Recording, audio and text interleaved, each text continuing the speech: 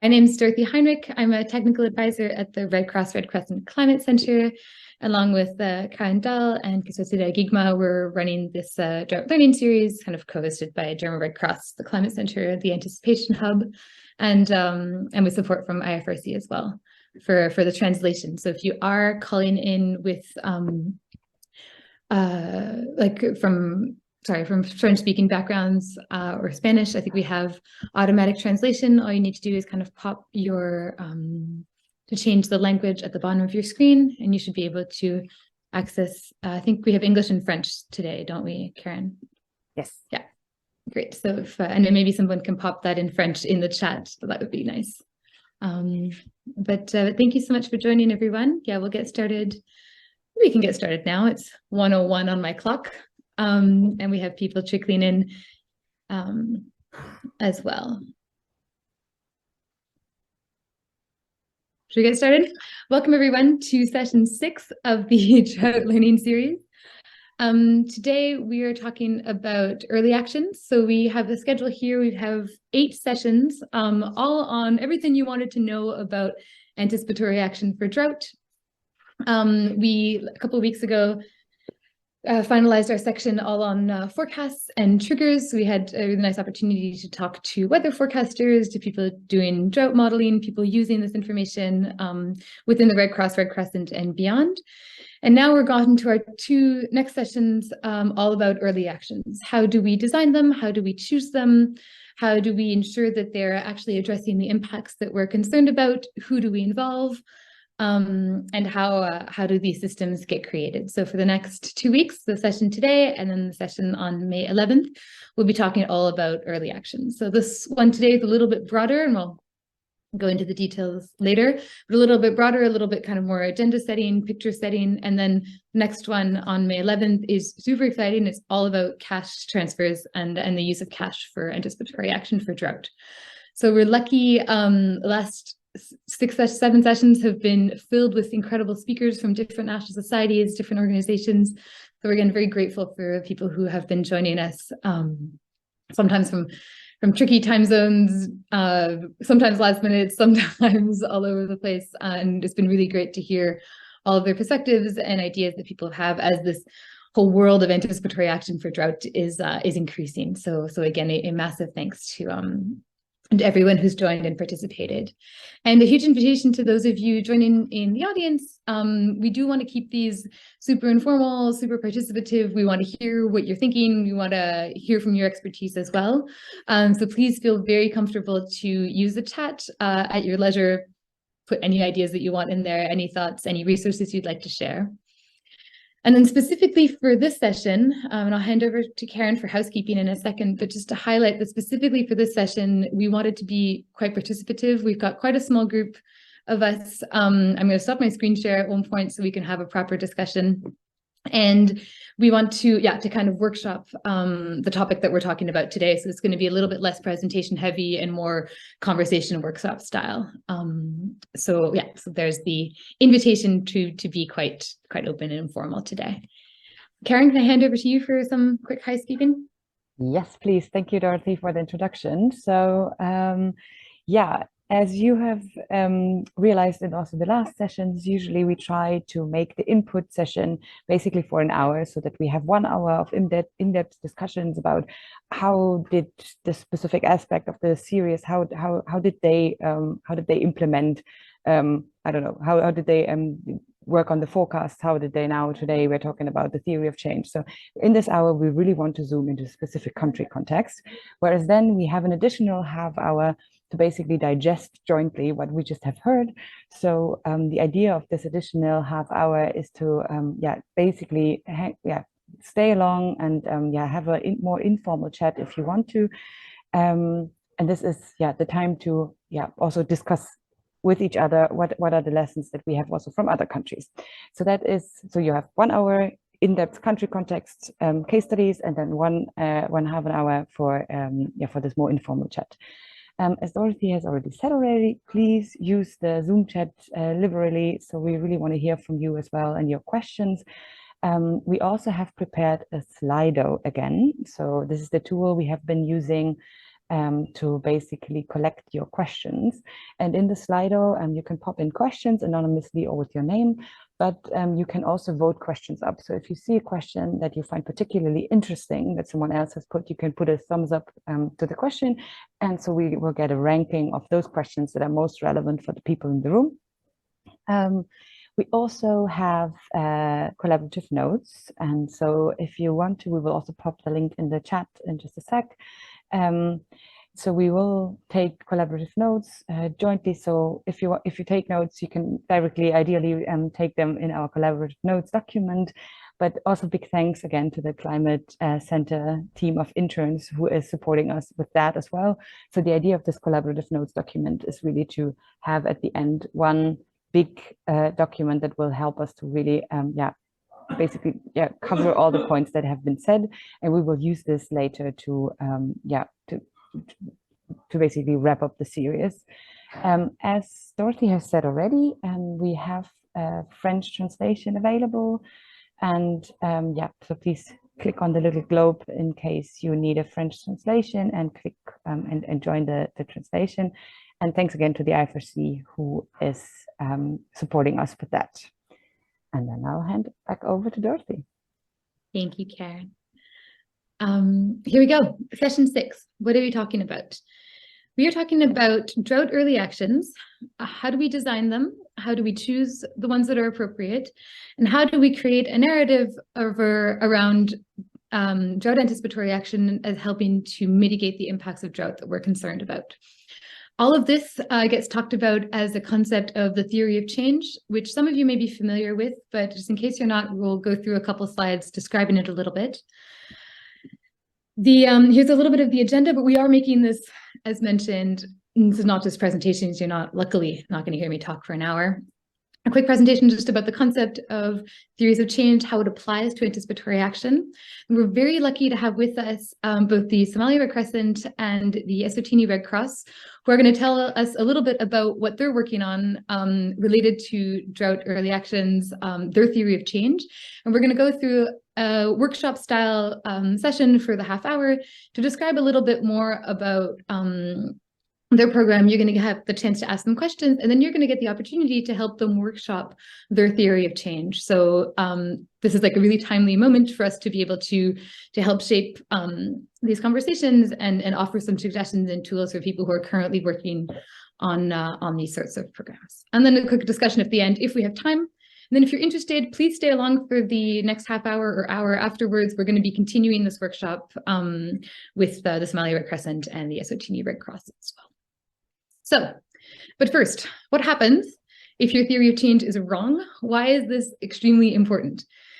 Your theory of change helps you develop early actions that are appropriate, that actually address the impacts that you are concerned about. If it's wrong, if there are assumptions that you have forgotten to explore, if you are making correlations with different types of drought impacts, if you're misunderstanding the context, if you're choosing early actions that are actually not appropriate, you can actually help exacerbate situations. So this is an extremely important topic, just to stress the why this is central and why we decided to spend the session not just talking about designing early actions, but designing early actions that are particularly appropriate.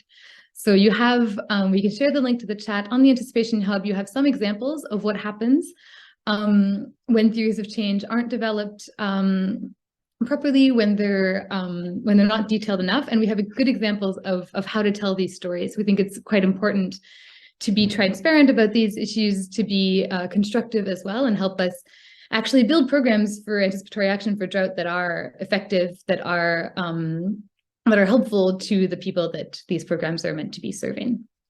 So just a little word here that this is a really important topic, and we're excited to explore this with you in the next hour. So what is a theory of change? So here are a billion definitions that I found online from different sources. You're probably going to recognize some of them. Some of them are from the Red Cross specifically, others from the UN. But essentially, a theory of change is a description, an illustration of how we will get to a certain impact. So how we're going to affect the change through certain activities that we're going to do. So it's a stepwise process that draws causal links between activities that we're doing, and the change that we want to see in the world. This, again, it's kind of alphabet soup in terms of the definitions themselves, but commonly it's broken down into outputs. So what is actually going to be produced or done, and then outcomes in the medium and long term.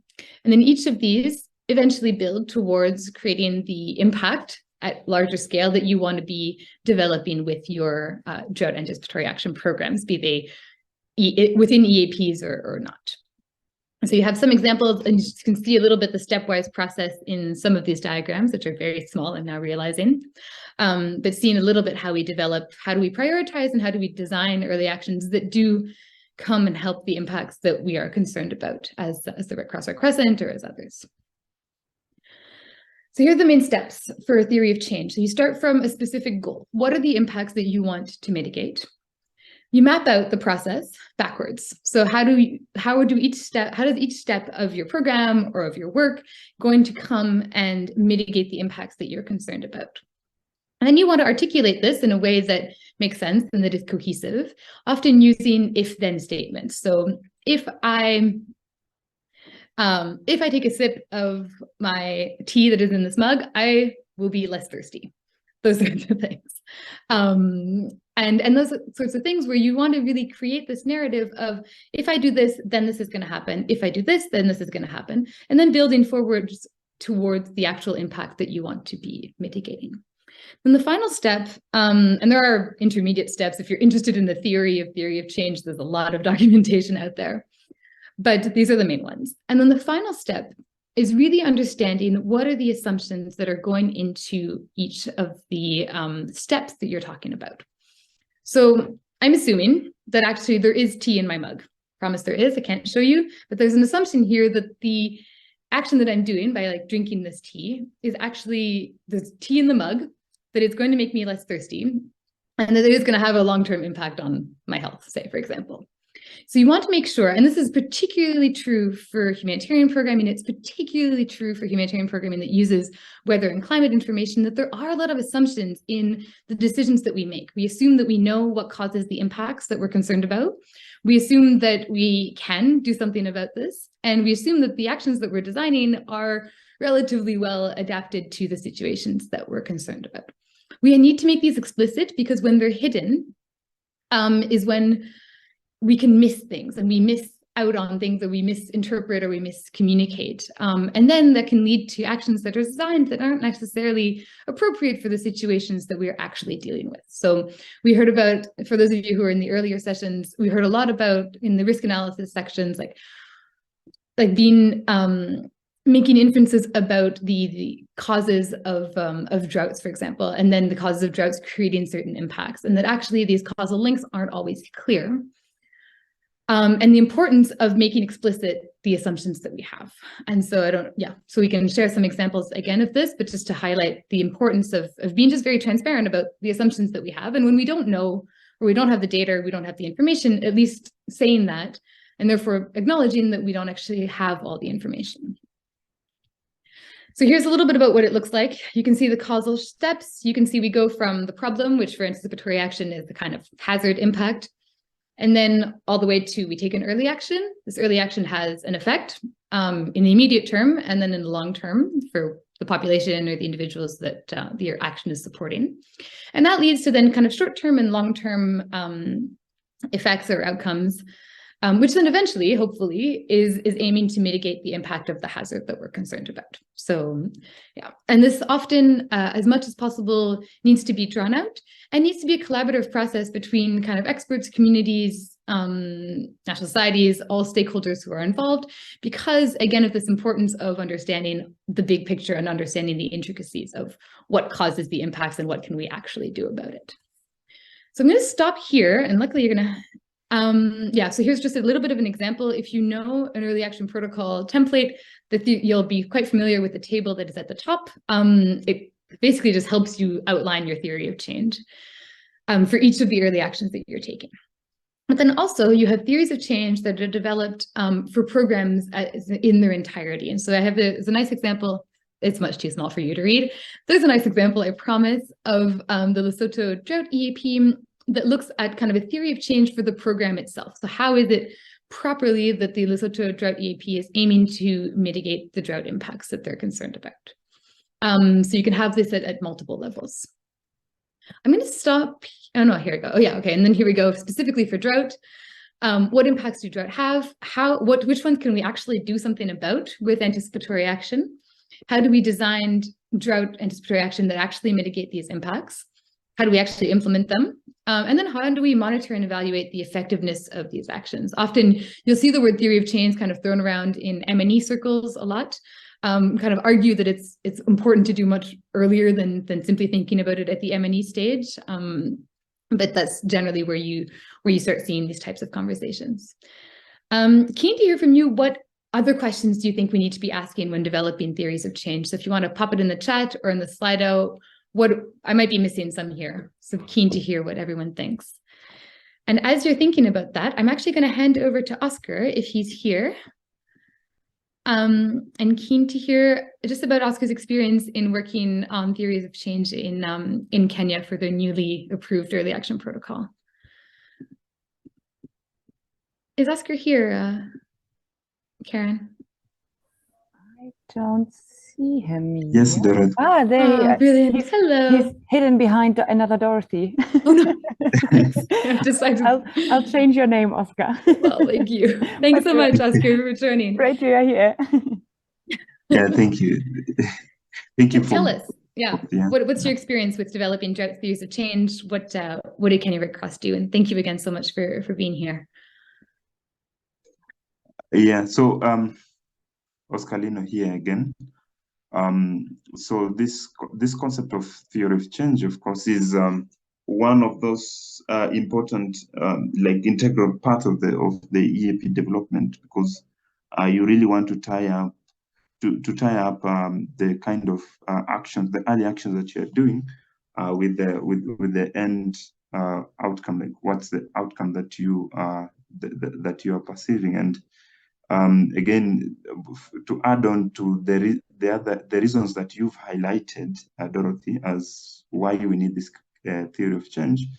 The other reason is also that we are not addressing the wrong impacts or secondary impacts. So you are trying to trace down from the cause up to them. So these are the outcomes, and I mean outputs of an action all the way to an outcome.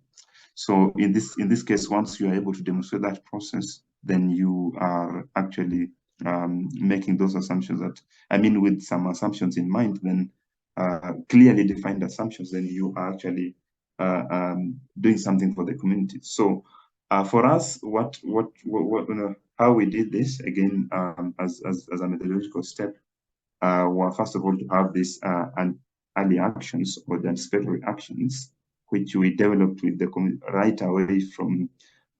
So we had a consultant supporting the National Society, who went and spoke with communities from this drought-prone area. So these are people who are impacted, and just an understanding of what are the primary impacts of, what are the impacts of a drought, and how do we address them? And then we were able to get a list of very many anticipatory actions, but again filtering through with the help of stakeholders, like stakeholders within that thematic area, within drought, and within different sectors that support DRR. And we were able to really fine-tune some of these actions. But again, prioritizing is again a process in which you need, you need a consistent way, like a replicatable way to prioritize them. And here again, what you are saying is there are many ways. Of course, there's voting. There are many other ways of prioritizing these anticipatory actions. But not only that, but again, thinking about the theory of change. What is it you're trying to do, so that you don't have two anticipatory actions doing the same thing, and then that wouldn't be a very effective way of spending money.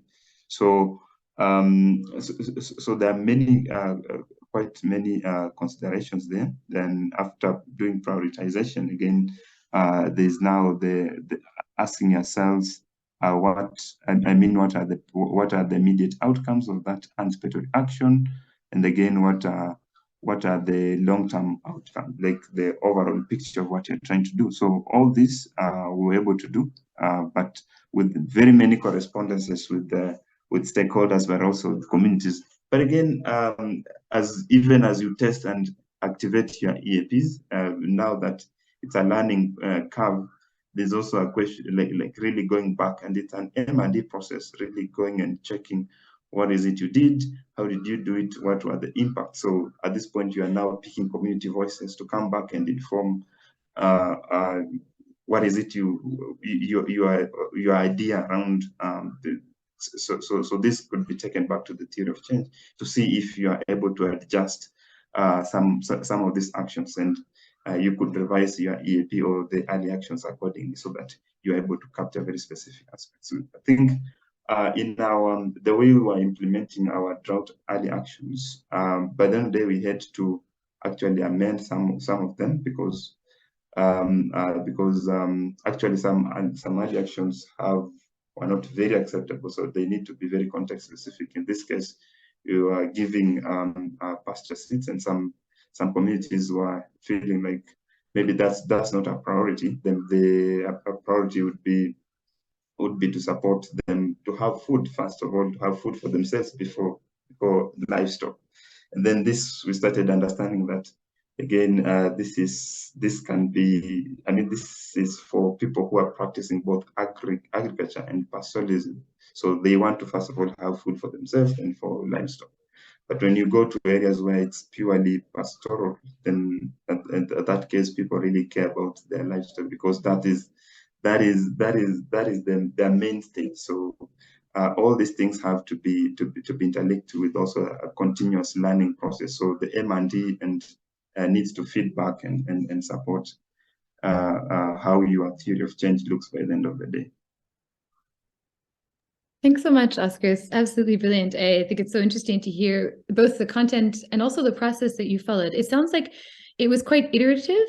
Could you tell us just a little bit more about how the importance of like kind of constantly updating your theory of change, constantly thinking about it, having in the back of your mind? How did you push that forward within the work that you've been doing? Yeah, so I think we were also lucky that at a time when we were developing our drought EAP, we were already seeing some impacts of drought because we started our development process in 2019, actually late 2018, 2019, that's when we started developing our EAPs. And this is a time when we already, that's like the last time we saw good rainfall distribution in Kenya. And then after that, there were always, the seasons were not behaving. And at that point, everyone is asking, what are we doing? What are we doing? Because when we are doing capacity building workshops and telling people that there's this interesting way of intervening, you can actually intervene before it's a drought. So it was a bit pressure on us to see what we can do. And by the time we had a methodological way of a trigger and some early actions already predefined, the first version of early actions, we started saying, okay, we can do something about it. And the good thing with the development process of the EAP is you can actually test in real time as you develop your early actions as you go along. So we had project money to try to test those early actions. And because of that, we were able to see actually how some of the early actions, of the many other early actions which you had developed or written in the EAP, started saying, okay, some can actually some are actually addressing the secondary impacts. For instance, we were talking about offering fodder for priority stock. So before you start giving fodder, then at that point you're already seeing impacts of a drought where there is no pasture and all that. So perhaps we were missing out on our window of opportunity and all that. So really we had to look back at when when do we have actually a window of opportunity, and what are the first things that we need to do in order of priority. So we were able to actually look back and think about the primary impacts, as well as what are the outcomes of what you want to do as an anticipatory action, and what are the outcomes, what is the long-term impact of what you're trying to do. So the iterative process was pushed by the need on ground. Yeah, because of the doing as we develop as we try it. So yeah, we were a bit lucky, but I think that is what we are saying strongly to the national societies, that let's not wait that we do our EAP until it's done with all the theory of change and everything. It's written and no one will have time to look at it because everyone will be busy implementing. So let's be trying them as we go along. And as you try, you get to understand the context a little bit. In fact, by that time, as you do your assessments, some of our anticipatory actions are assessing water facilities, because a primary impact we were looking at is water scarcity. Another primary impact is reduced crop yield. Another primary impact is pasture, reduced pasture. So addressing these things, of course, we were having this as a first thing is to do an assessment. You need to speak with communities for them to tell you that actually based on this area, we can plant this drought tolerance, this specific one. So you first of all need to do a rapid assessment. For water, you also need to go and see what are the priority water facilities that you can rehabilitate or repair.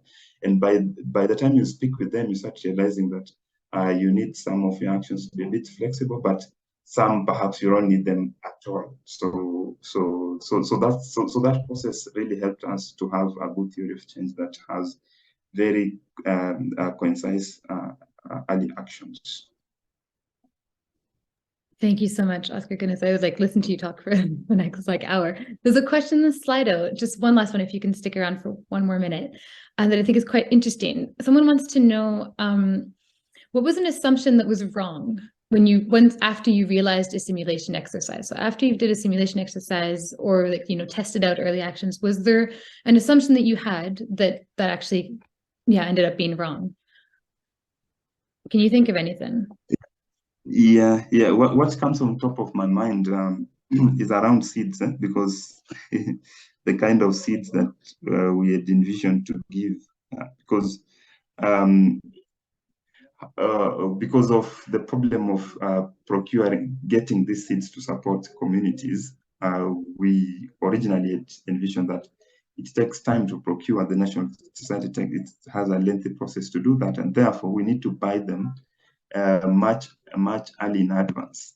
And therefore, with the window of opportunity, when we got forecasts around July, and we wanted to the season starts in October, so that window of opportunity we were able to procure seeds. The first time, actually, we tested our EAP twice. First time, we bought seeds very early in advance because we had corresponded with stakeholders. These are national stakeholder agricultural extensions. These are experts within that area. And then we procured seeds. When we took them, actually bought pasture seeds and this other cowpeas and all. And when I took the pasture seeds to the ground, these guys said, where we had to activate the EAP, these guys started saying, okay, we won't do this time round, we will plant it in the next season, because right now our biggest problem is food. So let's first of all plant this for food, because the same land, we don't have a lot of land here. So let's plant first of all seed for food, and then the next time round we will plant seeds. But again, it's also because we had not really built some level of capacity, and I mean we didn't have enough time to work with these guys and tell them the need to do both, because we wanted them to diversify a little bit so that they get something for food, but also for their livestock. But that's the kind of assumptions we had made, and when we went there, we found that we need to do a good assessment first. That's brilliant, Oscar. Thank you so much. You good. Huge thanks for just all your expertise as well. I don't know if you can stick around, but it might be a really good time for us to move on to national societies who are currently working on what Kenya Red Cross has just finalized, and a really good moment to help us maybe workshop with them. How do you get to a point where Kenya Red Cross is at right now, where they, theories of change have been like worked on and all these things, and how can we maybe work together right now in the very limited amount of time that we have with all this information. So let me share my screen again. Hopefully you can see it. Let's see. Does this work? Can you see it? Yeah. Awesome. Brilliant. So yeah, huge thanks to Oscar from Kenya Red Cross. And now this is the time where everyone has to, if you can, put your cameras on, unmute your microphones, put your thinking caps on, stand up if you want, go get a coffee, because this is the time where we're actually going to workshop some of this. So we know a little bit about the theory. We understand more about what a theory of change actually is, how we build it, why it's important for anticipatory action. We got an incredible example from Oscar's kind of conversation about what we actually did, how we developed these sorts of things.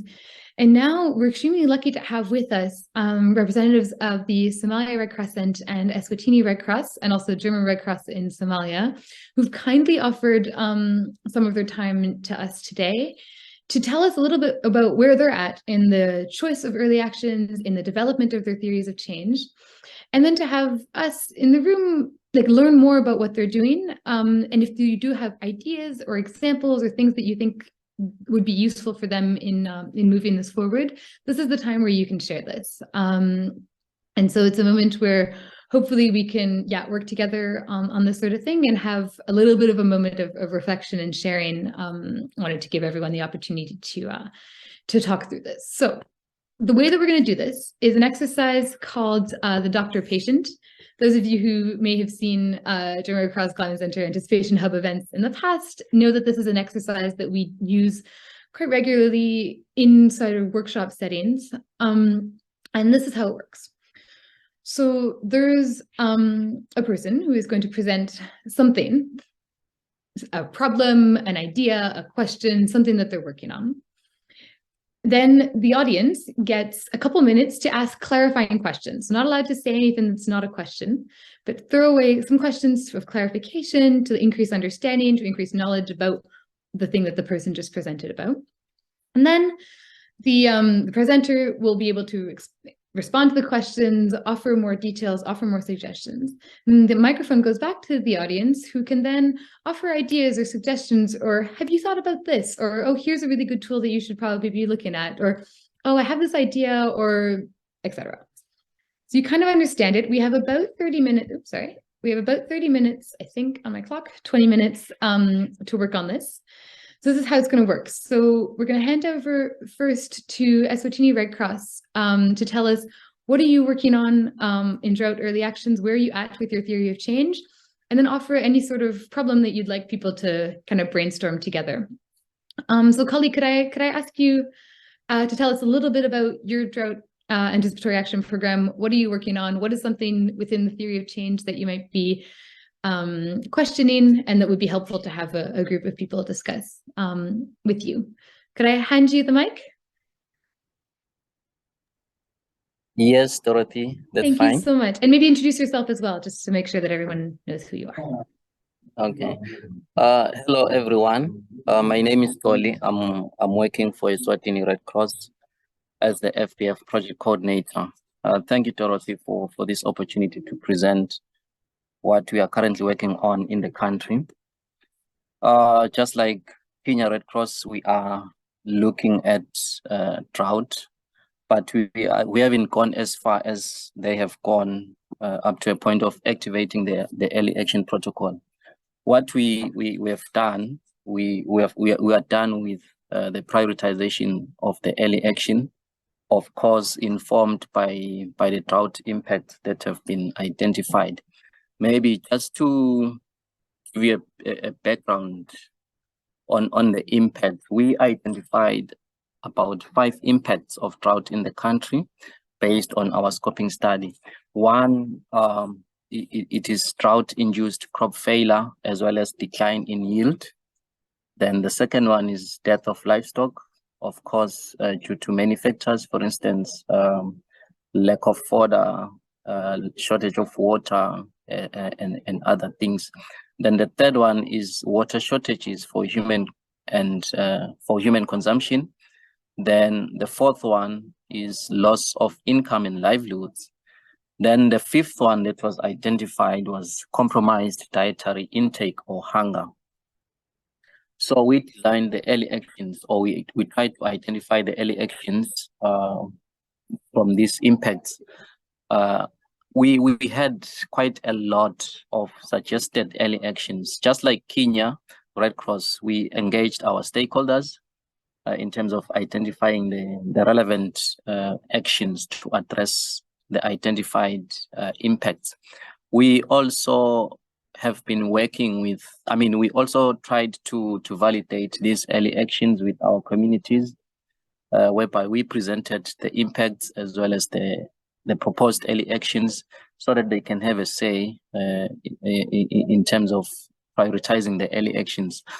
During that validation session, we tried to go through the theory of change, trying to show them the impacts that needs to be addressed so that they can draw links in terms of identifying the relevant early actions that could be possible in addressing the impacts. So maybe let me just list the early actions that we ended up having, although it was not a simple and straightforward task. Dorothy, you'll remember that we started off with quite a number of early actions. If I'm not mistaken, about 10. Fortunately, we were able, with the assistance of the Climate Center, to reduce that number into about 3. I think we've got 3 now, but we are still in the process of, panel beating some of them. The first one is to provide multi-purpose cash so that it can address issues of food security. So the cash can be used to buy food, to buy seedlings, as well as to buy animal care kits. So if you look at those early actions, they are aimed at addressing more than one impact. One, which is the loss of income. Then 2, the drought-induced crop failure, as well as the death of livestock. Then the second early action that we are currently having is the transportation and delivery of treated domestic water to those communities that would be at risk. Then thirdly, the last action is to procure, transport and deliver hay bales to those beneficiaries that might be affected by drought. Dorothy, I'm not sure if you want me now to go to the theory of change. Thanks so much, Cully. Oops, sorry. Sorry? No, sorry. Yeah, I think this is really good. I think this is enough information for people to maybe ask a couple clarifying questions, if that's okay with you. Yes, that's fine, Dorothy, no problem. Thank you so much. And so interesting to hear. And I think kind of acknowledging how complicated it is, to go from wanting to do like 15 early actions that are all extremely relevant, and how do you actually decide them? How do you choose which ones to do, and how do you prioritize?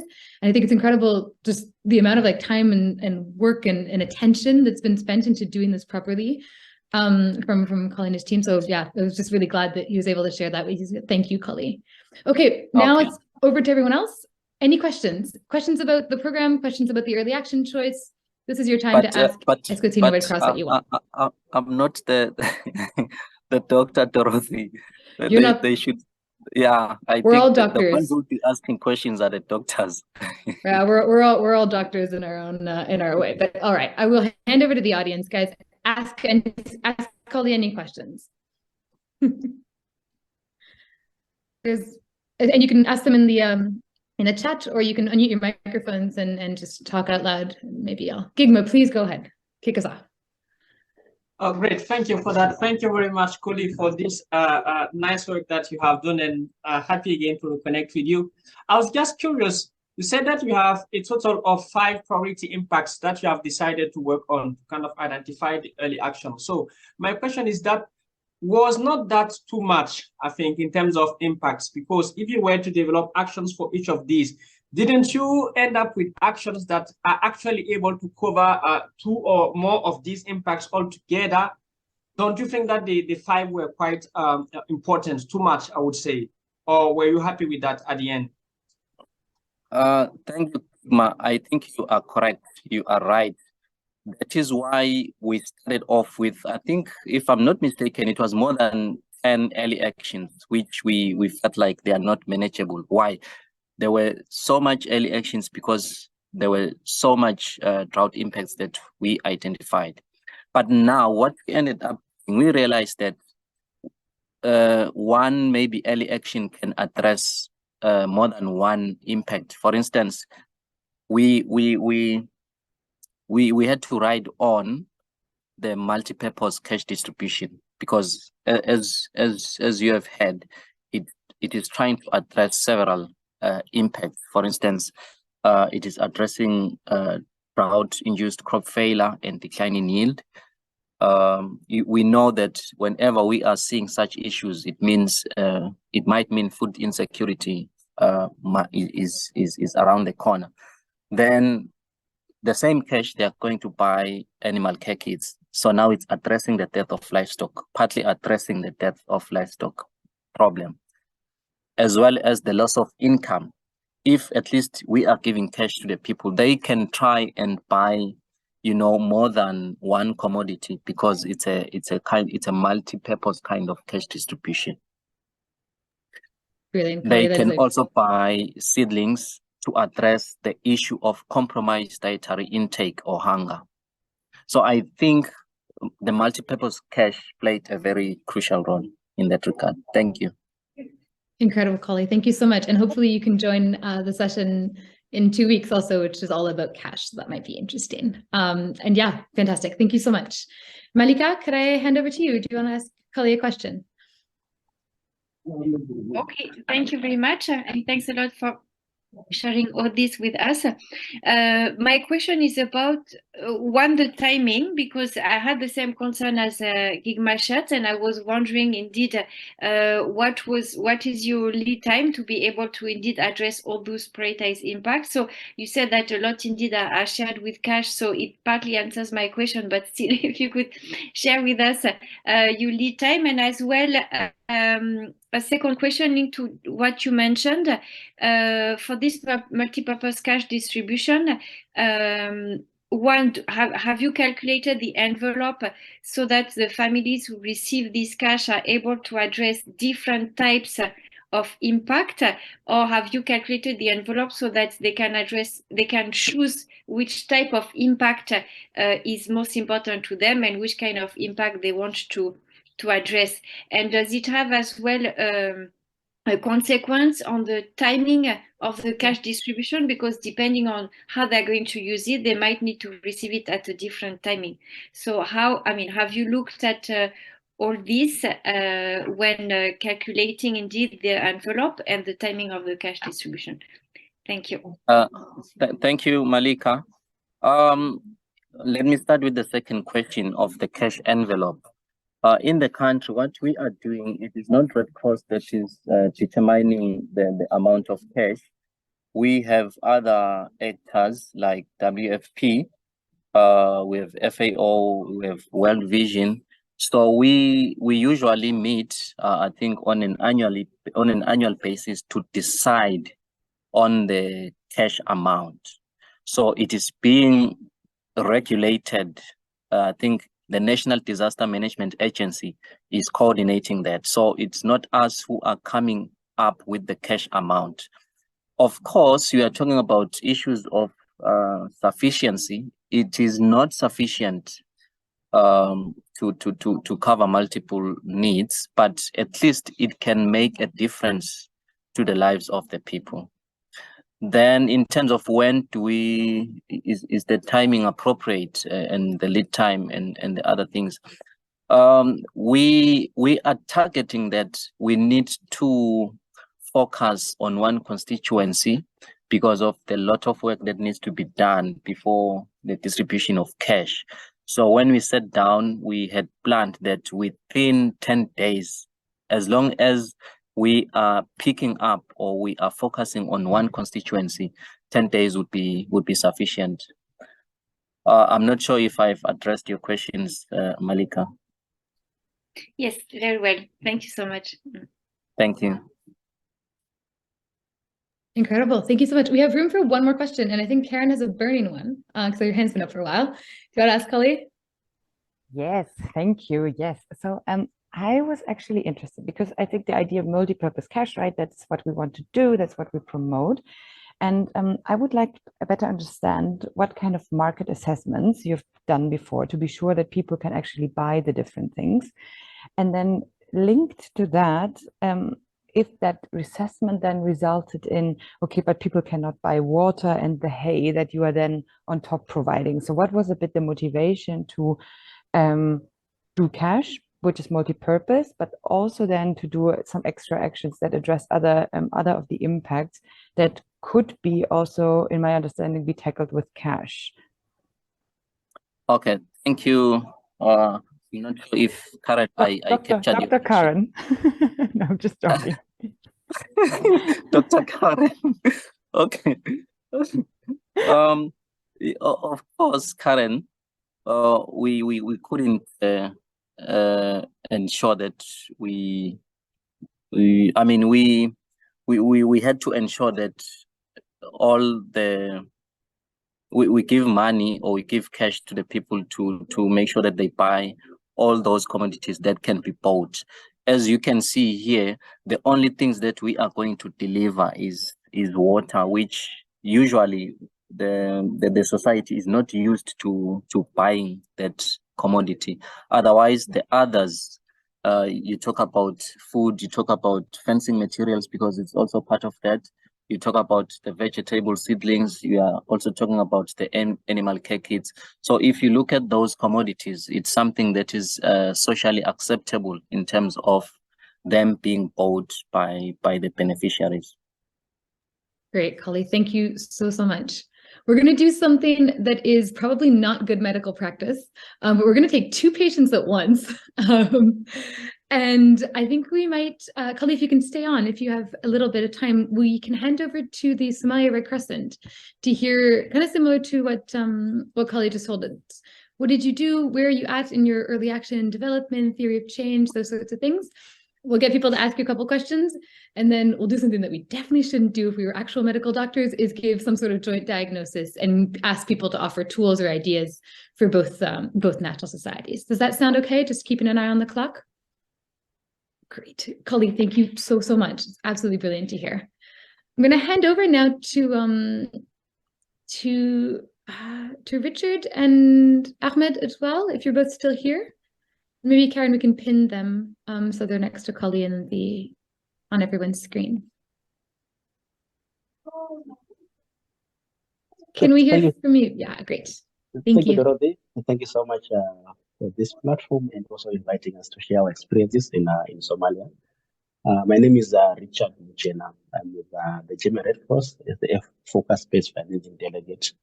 I'm based in Somalia, supporting the Somali Red Crescent Society in implementation of the FPF project. Let me also acknowledge the presence of Ahmed Abdi, who is the focal person from the Somali Red Crescent Society, who has been driving this the project implementation from the Nation Society side. So I also run through what we have done so far regarding impacts, drought impacts, and the early actions. Jumping on to the infant stage of the theory of change that we're at the moment. We haven't reached that level yet. So Somalia, it has been in the media for I think everyone knows what's happening in Somalia regarding the drought, food insecurity, and also the compounding risk. We have conflict, epidemics, and all that. Multiple others are happening at the same time, but we are focusing on drought as within our FPF project. So we started with our feasibility study that gave us some hints regarding the common hazards, and we started on drought. And that feasibility study also gave us some hints regarding the drought impacts and also some early actions that we could impact. But that list was not exhaustive. So we had to do a drought scoping study where we did some focus group discussions, some key informant interviews, and also surveys in the most drought-prone regions of Somalia. And from there, we gathered a lot of information regarding the current drought and also historical impacts of drought. So it was more of a blessing in disguise that we did this whilst there was this ravaging drought that is currently going on in Somalia. And at the end of the day, we also felt that we are bothering communities with our frequent visits, asking about drought, whilst the community is also requesting the need. So we also had some regional workshops thereafter with the Hospital Society staff and also some government stakeholders at the sub-national level. Who these people at sub-national level are the ones who respond to the current drought, and they've got field experience before they compare sometimes with the national stakeholders sometimes. So we started doing much on the regional sub-national stakeholders who have been on the field, on the ground, responding to the current drought, also have been responding to historical droughts. So coupled with this, we're also making some frequent community engagements at the SRS team. We're also making some follow-up with the communities, probing dealing with the drought impacts, what will be the proposed LGs that they can also list down. So we draw up a long list of drought impacts. We talk of loss of livestock, crop loss, epidemics, displacement as well, water shortages.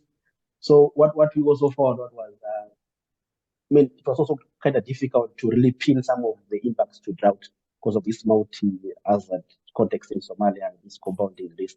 So I think it's something that the theory of change can also help to filter through some of the impacts that can be pinned to drought.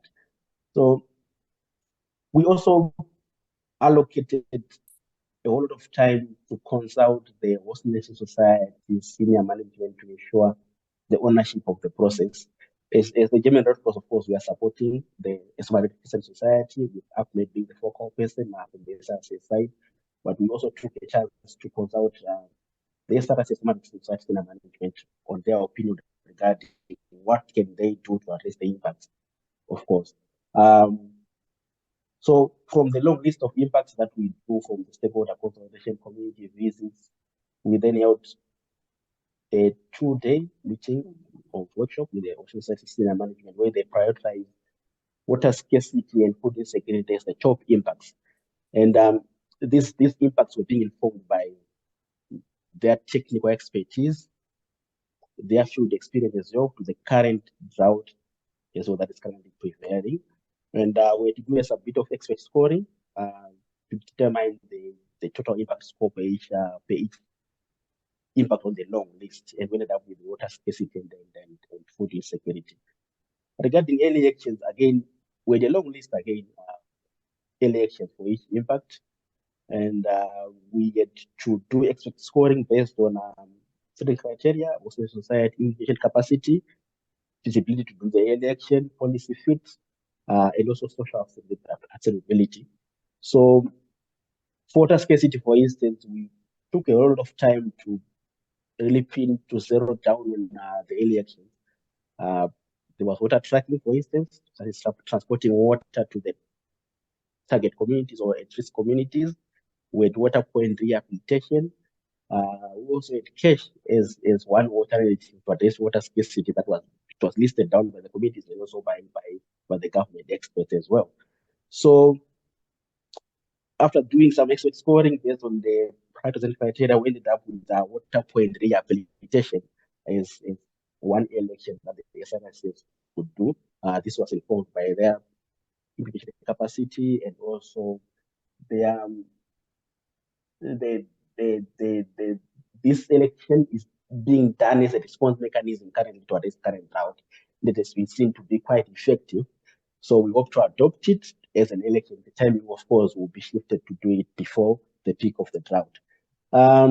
Food insecurity, as a result of course, loss of livestock and crop loss. We settled in on cash interventions, multiple cash to address the food insecurity. Again, informed by the expert scoring, looking at the Ocean Society capacity to implement this, and also within the window period. The SRC is one society which is quite cash ready, and we thought, given the window period, of course, for drought, it's quite a long or big window period, but we considered that given that they're cash ready, they're more of they've already signed the pre-agreements with the service providers in Somalia and Somaliland. This could be quite a an election that they can be able to do given the window period. So in this sense, I must say, just to summarize, sum this up, one of the challenges that we face, of course, pinning down some of the impacts to drought. We have displacement, for instance. Is it caused by drought or is conflict? In some of those, we have current epidemics that are currently going on. Is it emanating from the drought or is something else? And also managing community expectations. We are doing this amid the sixth failed rainy season in Somalia, the fifth or the sixth. I'm not so sure about that in Somalia, in Somaliland as well. So managing community expectations was also a bit of a challenge where communities were expecting us to actually be coming with aid, but yet we're there gathering information from the communities and also engaging stakeholders. So our next step will be also to have a national stakeholder validation workshop again to present our findings, our final list of elections and impacts, and also the theory of change that we have been explaining today from the Kenya Red Cross Society and also the Swaziland team. So yeah, that's a bit from the Somalia project. Yeah, it's quite a complex scenario in Somalia, and yeah, we have the conflict, we have the epidemics, we also have the drought been occurring all at the same time, and it's really a challenge to really pinpoint some of the impacts to drought. So thank you. Over to you, Dorothy. That's incredible, Richard. Thank you so much. And acknowledging this complexity and how do you address all these things at once? How do you understand what drives, what impacts? Fascinating. Thank you so much for sharing. I think I have a billion questions, but I would love to leave others the opportunity to ask questions to Richard and Ahmed about their program, where they're at. This is your time to play doctor, if you can. So any questions to them directly? And as you're asking questions, also think about the diagnoses that you're making. We're running quite short on time, so we're going to ask you to pop solutions, ideas for both Eswatini Red Cross and Somalia Red Crescent in the chat. So any ideas you want to share, any tools, any like advice, pieces of advice, especially for those of you who've done like theories of change before, like any sort of suggestions that you can have for them as they move forward to that will be extremely welcome. Any questions? Oh, here's the questions from Sahara Ibrahim. Are there any opportunities to link with other ongoing emergency responses? Richard, I'm guessing this is for you, given the tricky context in Somalia. How are you connecting to ongoing, I guess, drought responses is what Sahara means. And, okay, thank you. So this has been also a burning question for us as well. Are we beyond the window of opportunity to do anticipatory actions? Yes, but we've been using this as a learning curve for us to take up. I mean, how are the current response measures addressing the current drought, and how can we adopt them to be early actions as well? Since we are not yet, we've not yet seen that any EAP or triggered any early action at the moment. We've been using this the current ongoing response mechanism to tap into our EAP or our early actions. Brilliant. That's so interesting. Thank you. Question from Gigma here. Was it possible to account for the relatively unstable context of the country in the theory of change? Yeah, how are you taking the conflict situation into account, or the changing context into account within your early action choice and design? And Gigma, tell me if I'm misinterpreting your question. Yeah, this is exactly what I wanted to know, and to know more exactly if, for example, you have a set of actions, and when it comes to when the time of the implementation comes, and there is, for example, instability, I guess you may decide in your theory of change to have some contingencies regarding that. It is what I want to know. Do you have, did you factor that in when you're developing your theory of change?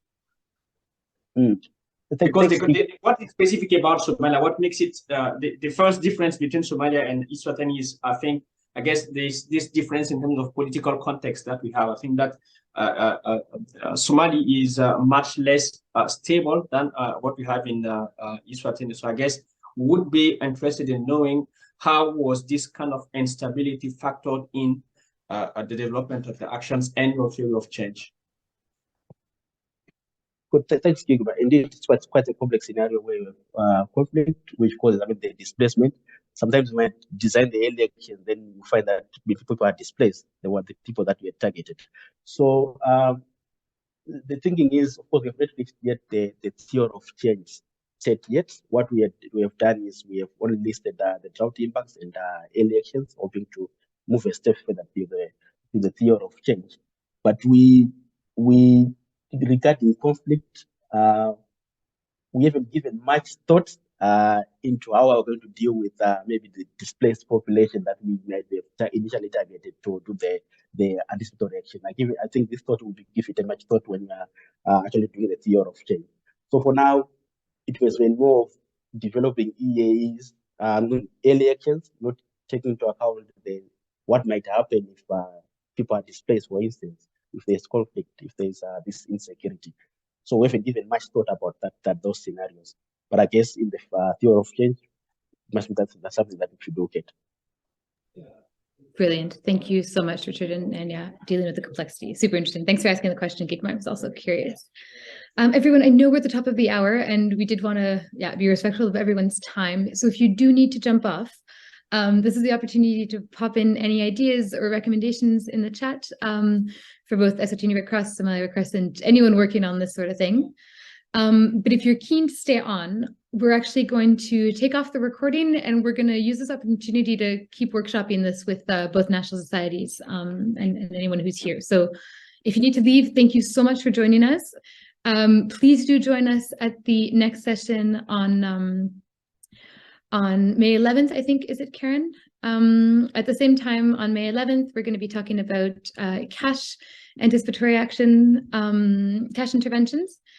And then there's two more sessions of kind of wrap up before the end of the series. So yeah, if you've enjoyed this, or if you have any ideas or suggestions about what we should do, please write to us. Thank you again for joining. Here are some resources on the slide if you're interested, and I'm sure we can circulate these as well. But to thank you all very much for being here, to thank very much those who've joined to present and share their experiences. We're extremely grateful. And thank you again for those of you who need to jump off. And if not, Karen, maybe we can stop the recording and we can keep this conversation going. Awesome. Thanks, everyone. And there's only a couple people are going to stay on. I think we've got about, people have started jumping off already. So we can, here, I'll remove everyone's pins and we can all kind of go back to. And we're getting some nice feedback as well. Thank you, Sahara. Thank you so much for joining. All right, it's just us. What do people want to do? How's the best way to go about this? Shall we start maybe, Cully, with the Eswatini Red Cross team? Do you guys want to talk a little bit more about where you're at in your EAP? I have it on my screen here, so I could screen share a little bit and we can work on it. What would you rather?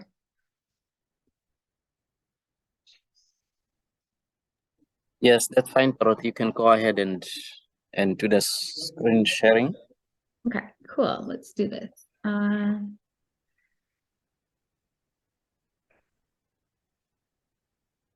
Let's see here.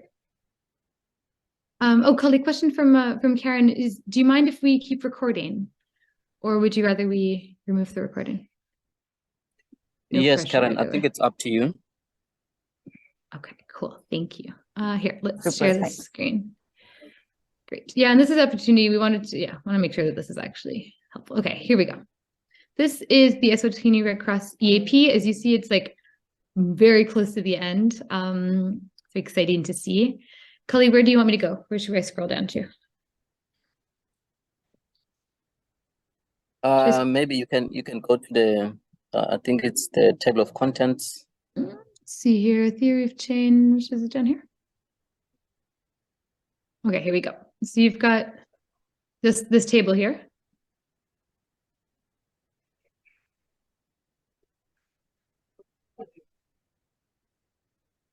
Or somewhere else? Yes, you let me know if you want me to start, Dorothy. Yeah, please go ahead. Oh, okay. How can we help?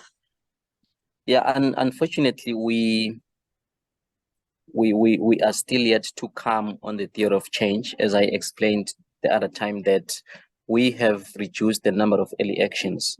So since we have reduced them, so we'll have to come and also adjust the theory of change and remove the early actions that are no longer relevant. I have seen something like, if you can go down, Dorothy. Mm-hmm. Can you go down again? Okay.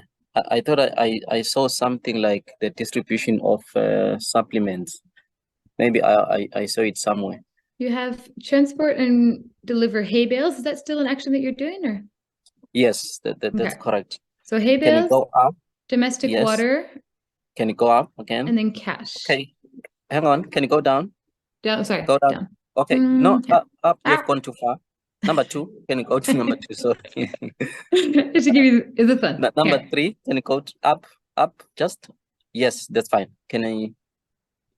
Okay. I think we've addressed the theory of change in terms of the right kind of early actions. So I think we are fine. I think the simplest one, the simplest one is the death of livestock. It should be up. So up here, distribution of animal care kits. Yeah. So here you can see that we have several, not necessarily several, but a couple of early actions addressing the issue of death of livestock due to hunger. Mm-hmm. We have the animal care kits, which we are thinking that those who would be vulnerable can receive cash to procure. Then we are also thinking of the distribution of water, but that is still not yet finalized because we understand that cattle take a lot of water compared to human beings. Then we also have the procurement and delivery of hay bales to those who would be at risk to drought. What are the hay bales supposed to do, Kali? What's the aim of the hay bales? Because the assumption is that based on the previous drought episodes, we have realized that the pasture is usually deteriorating in terms of supporting livestock. So basically, it's something to supplement the feed. Got it. Livestock feed, yeah. So the idea is to deliver more hay, so then herder households then have a kind of buffer food stock for the animals. Yes. Got it. Cool. Okay. Any questions on that? Richard, is that something that you're doing as well? Or I don't know if Ahmed's still here as well. Kali, I'm wondering, are there any questions you still kind of big question marks for you in terms of the early actions and the theory of change? Or are you feeling pretty, you feeling pretty confident and happy with how it looks right now? Is there anything specific that you'd want? Yeah, the kind of questions that you still have that we can help with? Yeah, it's maybe it's not a question, it's just something for discussion.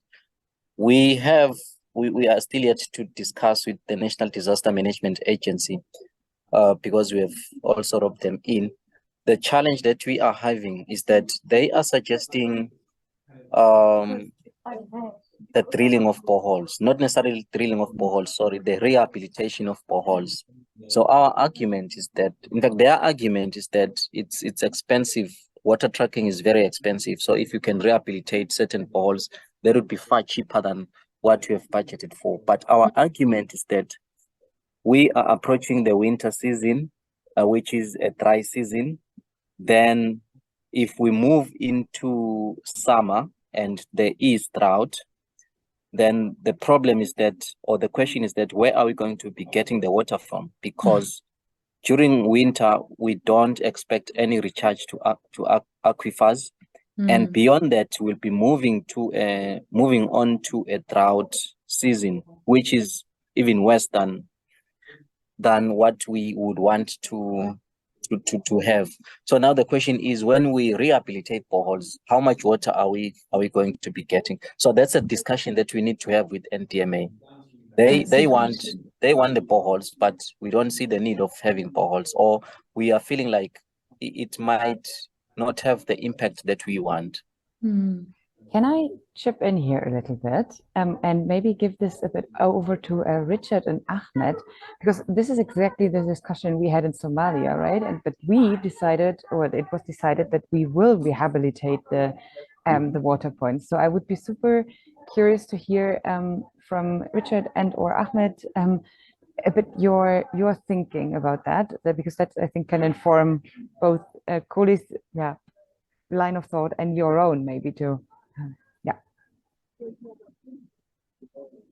Good. Thank you, Karen, for that.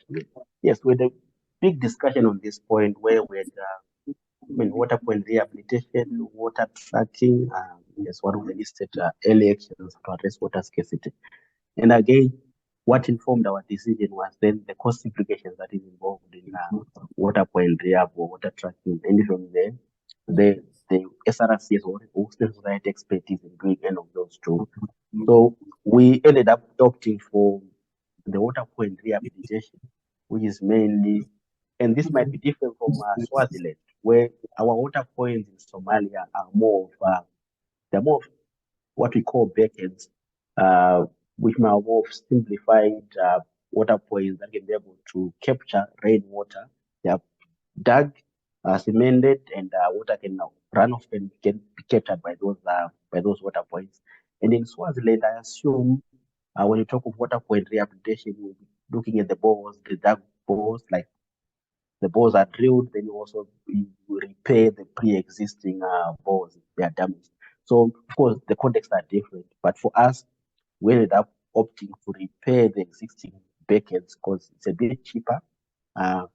Water tracking, a bit expensive, given that we also need to address the food insecurity impact as well. So we eventually opted for this to repair the pre-existing beckets that are there. It's quite cost effective, and the SRC has got vast experience in this. Maybe over to you, Ahmed. Maybe can you add more regarding this? Yeah. Can you hear me all? Yes. Super well. Yeah.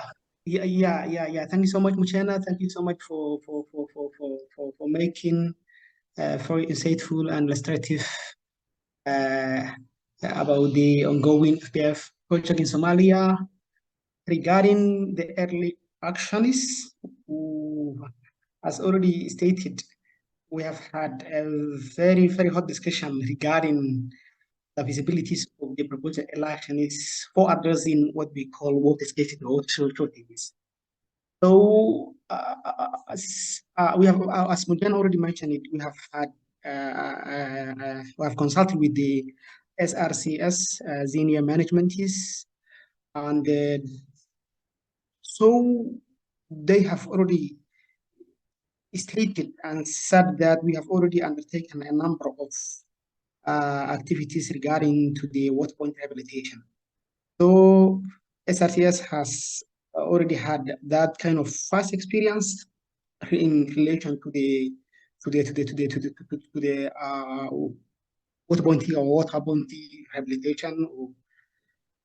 But I have been just a little bit wondering the feasibility of undertaking this, what we call water bounty rehabilitation, is feasible. SRC has the capacity and expertise to undertake that kind of actions. But regarding to the intensification and escalation of the and unpredictability of the climate and weather-related events in our context, sometimes we have had, me and Mujana have had, when we were even current, we have had some discussion relating to when we can undertake the proposed elections like target rehabilitation. For example, we can say that the good time for rehabilitation will be like for the onset of March, April, May rainy season as a lead time. But what worries me a lot is what about if we have already undertaken the rehabilitation of parkets, and if we miss the rainy season, so that kind of early action, could we just say that this kind of early action can be able to reduce the the impact we've already prioritized. So that's the issue. So I just little bit need to have a lot of discussions and yeah, with the management even. So at least we just want to have, we already have a very short lead time. So we should have to think about what kind of action are we doing? Are they going to reduce the impacts of prioritized broad impacts? So we just do our best to at least, yeah, come up with understanding this. Yeah. So that's my, yeah, absolutely little bit, yeah.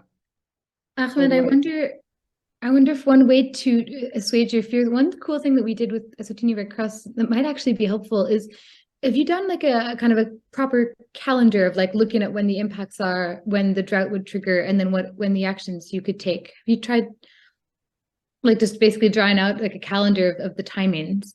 I wonder if that might help. Absolutely. We have been working with Karen and the team, the Hagi team. They always provide us with technical support. So we have been doing and developing what we call crisis timeline. So, for example, we do have in our contracts for rainy seasons. For example, like we have been thinking about when it is appropriate and applicable to do elections. Like, for example, we do have what we call a rainy season, which is we call that spring or good in our language, from March, April, May, and April, March, April, May. That 3 months that's the time we are now in. So if we just want to do what we call early actions for example, if certain threshold is reached, and then if we say that we just want to address what we call what is scarcity, the proposed and selected action for that impact for reducing that impact is what we call water point rehabilitation. So the rehabilitation of practice will be used for water harvesting. So and sometimes in our contacts, we sometimes people have had their concerns related to water points. So whenever there is a crisis or shocks or stresses, sometimes people can do some, even some organizations they do what we call water tracking, but the water infrastructure is not available. So that we can say that even in our contacts as a Somali people, we always rely on mostly our diaspora. They always do remittance, like we Somalis do have a lot of diasporas in there. So we do have family over there. For people can have somehow money or receive money through remittance, so that if that infrastructure is available, they can go and buy water. If that kind of what we call facility or infrastructure is available. That's what we are just saying. That's the kind of optimism we do have if we do water point rehabilitation. It's going to serve us for our intended, what we call our outcome objective. Yeah. Thanks, Ahmed. Kali, did this spark any thoughts to hear a little bit about what Richard and Ahmed were saying about why they chose why they're thinking about for rehabilitation and underscoring that it is quite a different context as well? Does it resonate? Yeah, I think I will have to maybe have a follow-up, conversation with the colleagues so that we can understand the context and the issues there. I would be happy if I can get maybe contact from Ahmedi, but I think with Richard, I think it's okay, and of course with you guys you can link me up. But I do have contact for Richard. I think we can have maybe some discussions later. Thank you. That's a great idea. That would be a huge, yeah, absolutely. Please do be in touch bilaterally. I think that's really great. Especially because you're kind of somewhat similar points as well. I think maybe in your EAP development, it could be really helpful. Sorry, Dorothy. Sorry, Richard. Yes, please go ahead. Sorry. I just wanted to ask Polly, In terms of water point, you said the government wants you to opt for water point rehabilitation. Is that so? Or drilling boreholes? What's the option that the government is proposing? They are proposing the rehabilitation of boreholes. Yeah. Okay, and in-house as the Eswatini, you don't have the expertise to do that. If we have to do it, we have to second the government to do it, or we have in-house expertise to do it. I think we can engage a service provider to do that, but the problem is that we don't see a success in this because we are currently in the dry season now. April, May, June, July, August, September. Then when we forecast a drought, maybe in September, then the question is, where will we get the water from? Because the aquifers would have been, depleted due to the dry season from April to around September. Then if we now approach a drought in September, October going forward, we are assuming that the water table would be very, very, very low, such that even if there are existing boreholes, nothing much is going to come out of it. Okay, I get it. Because the thing with the government is they would very much opt for resilience building at community level, and I believe they are seeing this water point rehab or borehole rehab as a long-term impact, long-lasting, compared maybe to water tracking, which is only once off. So that's the thing with government. Sometimes they opt for these longer-term interventions that the towns deliver. So thank you, Colin, and it's good to reconnect again. Hopefully, we can keep in touch even after this call. Thank you. Thank you, Richard. We should be doing this over coffee. Hopefully you guys can go have I don't know if you're both going to the Africa Dialogue platform or maybe others, or virtual coffees or something. Kali, could I ask you, and maybe Richard and Ahmed, you might have thoughts about this as well. One thing that, it's a shame that Oscar's not here anymore, because one thing that Kenya Red Cross has done in the past, that I don't know if they ended up actually doing it. They might, I don't know, is to have so okay, so we know that in years of drought, it doesn't rain very much, and maybe the boreholes are not particularly useful. What happens though if there is actually a rainy year before a drought? Like, do boreholes have an impact in creating resilience, if you will, that you can kind of stock more water that then helps you get through to the next drought year? Or is that wrong? How do these boreholes work in terms of long-term functioning? Thank you, Dorothy. It also depends on there is this what we call it the recharge zone, aquifer recharge zone. It depends on where that area is located. For instance, in the country, we've got, as you know, we've got 4 distinct physiographic regions. We are expecting the Highveld to have a high recharge in terms of groundwater. But now where we are proposing the EAP is actually an area which is not receiving a lot of rainfall. So in the Highveld, yes, whenever you drill a borehole, you are more confident that you'll be relying on the borehole even in the dry period. But where we are anticipating to pilot these, it's very, very low rainfall rates, which cannot even recharge the aquifers. We're talking about a fairly dry area under normal conditions. So now when it becomes worse, you can imagine what will happen. So definitely, if you go there and try to assess, you will find out that there are a lot of boreholes that are not operational currently. They are not operational. Why? Because perhaps they were not drilled correctly in terms of the spatial location of the boreholes. You find out that the aquifers are not yielding anything. So now, if you are telling us to go and rehabilitate that borehole, what exactly are we expecting to get? So basically, that's the argument. That's so interesting. It would be good if you are saying, let us rehabilitate boreholes at the high recharge zones, for instance, in the Highveld, where we are expecting rainfall throughout the rainy season. But we are talking about an area whereby we don't expect rainfall throughout the season, which is not contributing much to groundwater recharge. Kali's hydrologist hat is just very clearly visible right now. Kali, can I ask you a question? Is it an option? Oh, sorry, Richard. Yeah. Yeah. Just to come in there, you talked of this water table recharge aquifers.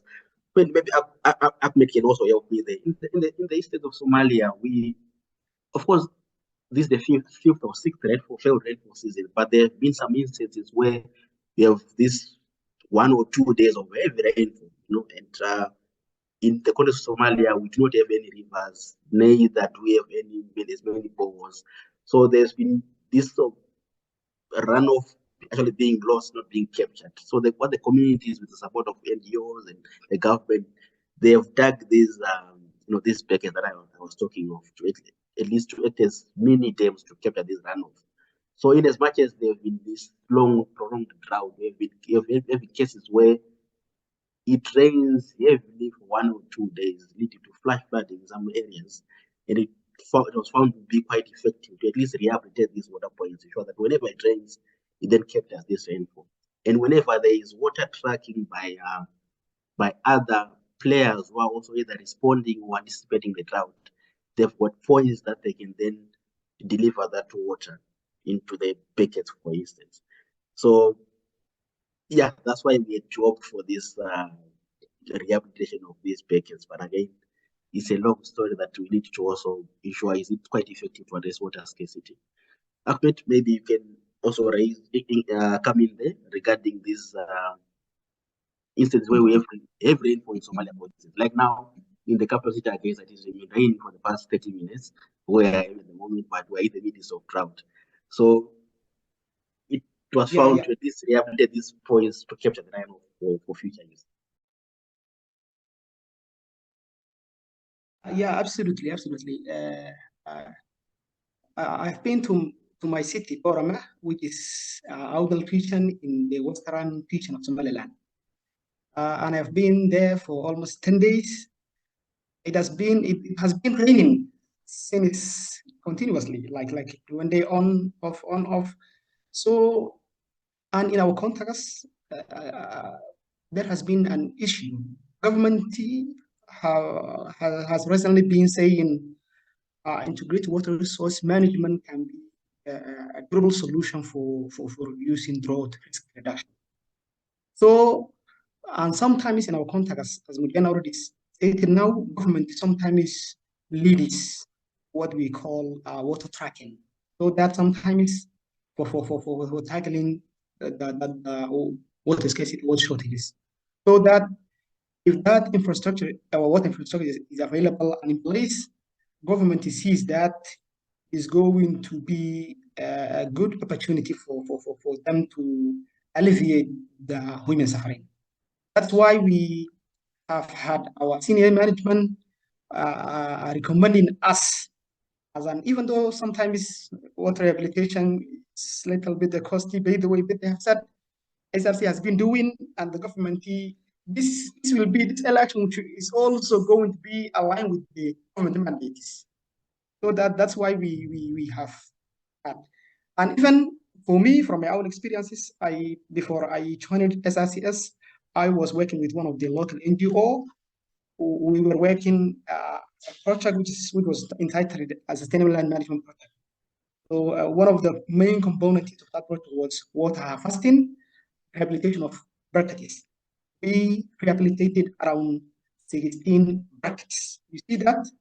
And a days ago, when I was coming back from my Eid festival, when I was on my way to Adisa, I've seen one of those rehabilitated brackets. People were using, functioning, like water harvesting, water catchment. That's why it is a national absolutely policies, by the way. So we can see that that kind of early intervention can contribute to the health, we can say, in our short-term impacts and long-term resilience building. And resilience is what we have, what we are missing. We cannot be in these cycles, vicious cycles of, yeah, absolutely. That's all what I can say. Maybe you might understand something. Thank you, Ahmed. It's so interesting. I think Karen needs to run. She's at a conference. Unfortunately, she can stop the recording. And Kigma also has a meeting, but I can stay on. And you guys are also welcome to stay on the Zoom.